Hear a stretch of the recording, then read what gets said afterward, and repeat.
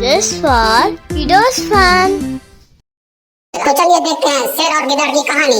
एक जंगल में शेर खान नामक शेर रहता था। एक दिन वे शिकार की तलाश में दूर निकल गया। शाम हो चुकी थी, कोई शिकार हाथ नहीं लगा था। ऊपर से वह थक कर चूर हो चुका था। तभी उसे एक गुफा दिखाई पड़ी। वह गुफा के अंदर चला गया। गुफा खाली थी। शेर ने सोचा, लगता है यहाँ रहने वाला जानवर बाहर गया है। रात होते होते वापस जरूर आएगा। ऐसा करता हूँ, तब तक ही रुकता हूँ। जब वो आएगा तो उसे मैं मार कर खाऊंगा और अपनी भूख मिटाऊंगा।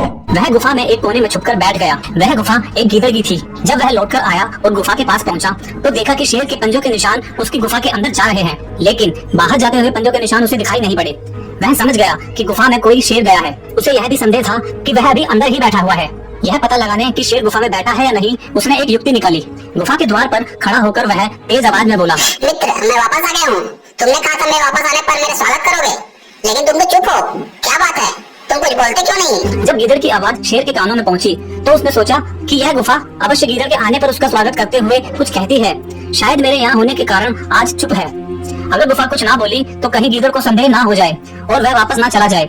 इसलिए वह गरज कर बोला, आओ मित्र, तुम्हारा स्वागत है, जल्दी अंदर आओ। शेर की आवाज सुनकर गीदड़ डर गया। वह उल्टे पैर वहाँ से भाग गया।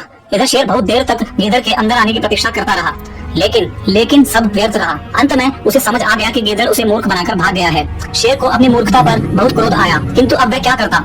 शिकार उसके हाथ से निकल चुका था। मीना, सुपर सीना, बिग बॉल, लेजी डॉल। आओ मीना, सुपर सीना, बिग बॉल, लेजी डॉल। एक पता कच्चा हीरोइन का बच्चा, बच्चा गया पानी में, पकड़ी उसकी नानी ने। नानी गई लंदन, लंदन से लाई कंगन, कंगन गए टूर, नानी गई रोड। नानी को मनाएंगे, रसमाई खाएंगे, रसमाई अच्छी, हमने खाई मच्छी, मच्छी में काटा, मम्मी ने मारा चाटा, चाटा लगा जोर से, समोसे बड़े सस्ते। राहुल ज्योति एक शाम दोनों अपने घर के बाहर खेल रहे थे। तभी उनकी मम्मी और राहुल ज्योति, जरा इधर आओ जल्दी से। तभी राहुल और ज्योति अपने घर को चले आए। जैसे ही राहुल ज्योति घर के अंदर आए और अपनी मम्मी को मुस्कुराते हुए देखकर, क्या बात है मम्मी, आप इतना मुस्कुरा क्यों रही हो? बात ही कुछ ऐसी है, तुम्हारी नानी का कॉल आया था। आज उन्होंने हमें बुलाया है। कल को हम सब नाना नानी के घर जा रहे हैं। फिर ये सुनकर तो राहुल ज्योति की खुशी आसमान छू गई। चलो पैकिंग शुरू कर देते हैं, नाना नानी के गांव चलते हैं और एंजॉय करते हैं।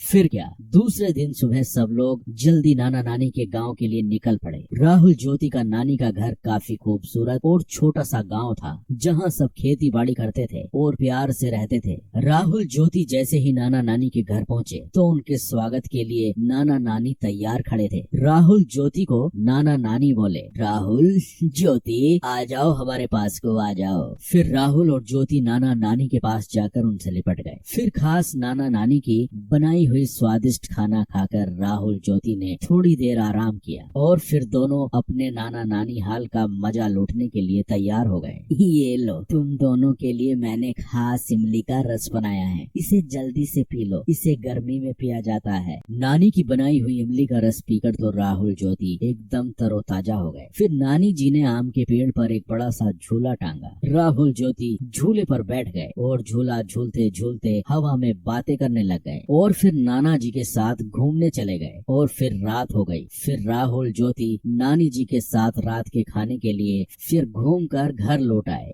नानी जी, मैं आपके हाथों से खाऊंगा। नानी मुझे भी खिलाओ ना। ये सुनकर नानी जी हंसने लगी। ठीक है, मैं तुम दोनों को अपने हाथों से खिलाती हूँ। फिर क्या, राहुल ज्योति ने नानी के हाथ से पेट भर कर खाना खाया और खाना खाने के बाद सब लोग सोने की तैयारी करने लगे और फिर राहुल ज्योति को गर्मी महसूस होने लगी। नानी जी, घर के अंदर कितनी गर्मी महसूस हो रही है। पंखा भी गर्म हवा फेंक रहा है। आपके घर में एसी भी नहीं है। हमें तो एसी की आदत है, अब तो हमें रात भर नींद नहीं आएगी। यह सुनकर नाना नानी के साथ सब लोग हंसने लगे। यह देखकर राहुल और ज्योति ज्यादा कंफ्यूज हो गए।